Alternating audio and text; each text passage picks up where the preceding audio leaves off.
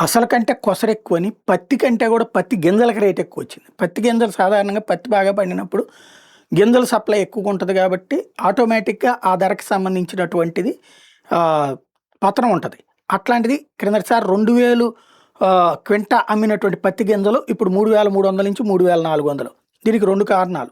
ఒకటి పత్తి పంటకు సంబంధించినటువంటి క్లారిటీ లేకపోవడం. రెండోది పత్తి గింజల నుంచి నూనె తీసి అమ్ముతున్నారు. ఇప్పుడు మనకు అమ్మే ఆయిల్‌లో అది గూడా ఉంది. కాటన్ ఆయిల్ గూడా ఉంది. సాధారణంగా ఇప్పుడు మనకి అమ్ముతున్నటువంటి పునుగులు, బజ్జీలేసే వాళ్ళ దగ్గర నుంచి అనేక మంది ఈ కాటన్ ఆయిలే కొనేస్తున్నారు. తక్కువ రేటుకి దొరుకుతుందని చెప్పేసేసి. ఇది 2000 నుంచి దీంతో 3300-3400 పలుకుతా ఉంది.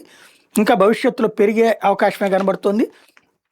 వాస్తవంగా దేశవ్యాప్తంగా పత్తి సాగు తగ్గిపోవడం, దిగుబడులు పడిపోతుండటం ఈ గింజల కొరతకి కారణమైంది. 2 తెలుగు రాష్ట్రాల జనవరి తర్వాత కూడా పంట కొనసాగితే కొంతమేర గింజలొచ్చేవి. ఈసారి పరిస్థితి భిన్నంగా ఉంది. ప్రైవేట్ వ్యాపారుల దగ్గర పత్తి గింజల లభ్యత తగ్గిపోయింది.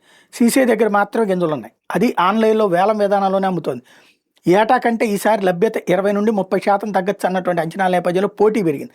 ఎప్పుడూ లేని విధంగా ఈసారి గింజలను కోల్డ్ స్టోరేజుల్లో నిల్వ చేస్తున్నారు.